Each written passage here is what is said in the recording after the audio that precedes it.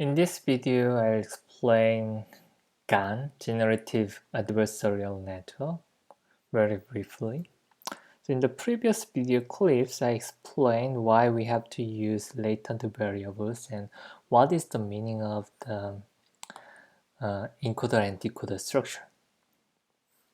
So for instance, in this case, when we have this data distribution, a line data distribution on 2D space, we can represent the line element using a 1D latent variable and a mapping function called a decoder from the latent space to the original data space. So for designing a generative model, we usually assume a very simple latent variable distribution like normal distribution or uniform distribution. So we randomly sample one of latent variable and generate a data point here using a decoder.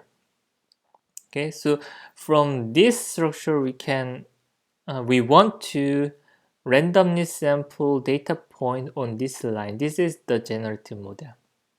Okay, so to do that, we have to learn the decoder so that from this random latent variable generation from the decoder, we can well sample the point on this real data distribution. Okay, so GAN, Generative Adversarial Network, also is very nice approach to learn the decoder from your existing data point. So let's say we have some data point here. Generative adversarial network leverages the data point and then learn the decoder very efficiently. So basically, the generative adversarial network consists of two neural networks called generator G and discriminator D. So generator is basically decoder. So we randomly generate a latent variable Z and generate some image X. This can be some image, this can be some text sentence, this can be something what we want to generate. The discriminator D basically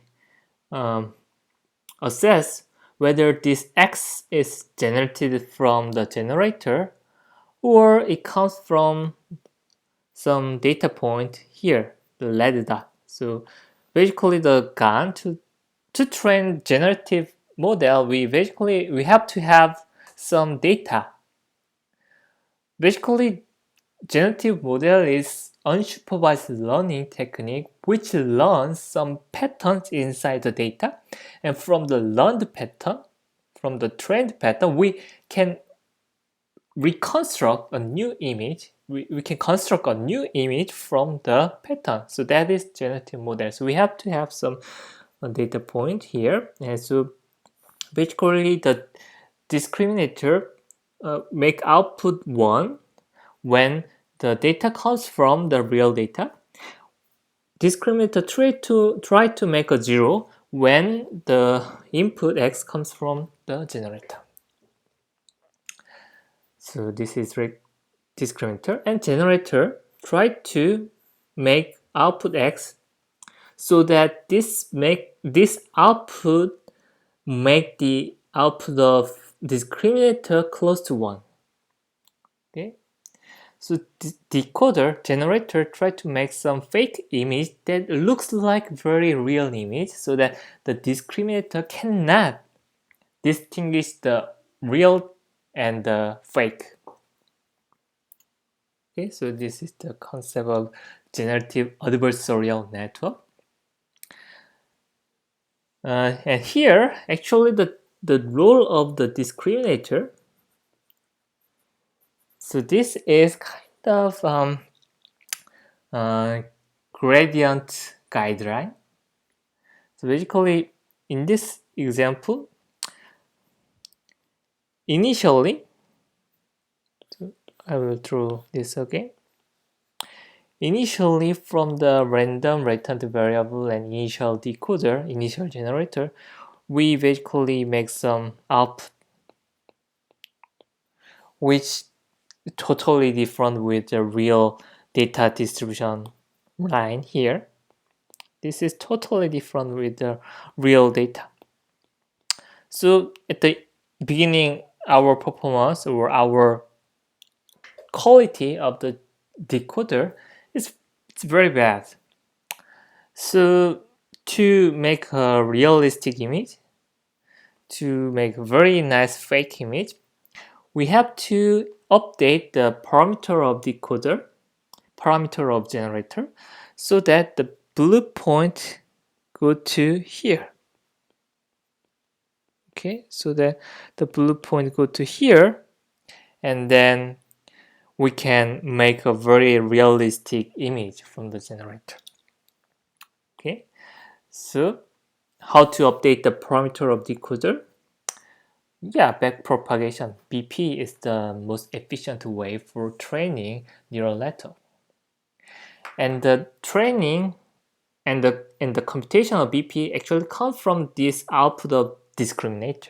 Essentially, when you generate a returned variable by random, then the returned variable goes through the decoder generator and then make a fake image, and the fake image goes through the discriminator and make and then have some output value in between 0 and 1. And the goal of generator is making the output of decoder close to 1. So we have to compute the derivative of discriminator output with respect to the input of the discriminator. Using backpropagation through the discriminator, we can compute, we can derive the derivative with respect to the input of discriminator. Okay. Actually, this tells you which direction give you more realistic image. So this part will give you the direction, which direction can give you more realistic image. And this derivative goes through the decoder and will update your parameter so that the output of the decoder corresponding to this returned variable becomes more close to the real data generation line. So that is decoder generator and discriminator structure and concept. So basically, the returned variable with the current generator generate every time, every instance, generate some new data point. And from the discriminator, we can guide how to update each data point so that each data point looks like more realistic. And essentially, at the beginning, discriminator has no information on the real image data. So essentially, at the beginning, the direction can be very random and it does not have useful information. But after training many times using the real image, then the discriminator learn the direction very well. So that is the role of real image. So it always go to discriminator. So that the function value on the line very high, so that the gradient always go to this direction. Okay, then let's compare variation of autoencoder and GAN. So variation of autoencoder have some kind of symmetric structure. It consists of encoder and decoder structure. So give input x to here and make a latent variable z and make output x hat and compute the distance between x and x hat so that x hat and x close to each other. And to make the latent variable follow some normal distribution with mean zero and unit identity matrix, covariance matrix, we introduce some additional cost function, and actually that makes some error and noise. So essentially, in the example, variation autoencoder is kind of very blurry generative model. So every case we introduce some approximation with normal distribution. We measure the distance between x and x hat using some normal noise assumption, and we enforce the z follow normal distribution 0 and unit covariance matrix. We introduce some KL divergence term, but the KL divergence cost function is not perfect, so which introduces some additional blurry noise. So essentially, after variation autoencoder, we have some data generation distribution, which maybe include the real data generation line, but not exactly the same with the line, but it has some variation, some variance. So usually the output of variation autoencoder, usually it has some blurry image. On the other hand, the GAN, generative adversarial network, which directly control the decoder generator G. So we already have normal random latent variable generator. So there is no approximation under latent space. We just start from a normal distribution latent variable. So and then using the simple distribution latent variable, we directly train the generator using this help of discriminator. The discriminator can guide you how to update the theta so that the parameter of generator so that the result outcomes of generators looks like real. So every time we sample new image using generator and using discriminator, we try to make the output becomes more realistic by updating the generator parameters. Then in the end, maybe your model will have this almost realistic line of generative model.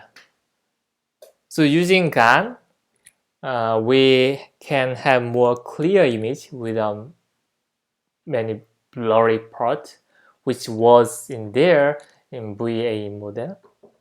So that is the powerful, that is the strongest of GAN. So nowadays, most of generative model use GAN concept, generative adversarial network concept, because we start from the simple, what we want, latent distribution, and we directly train the generator. And the discriminator, it just guides you how to update the parameter of generator.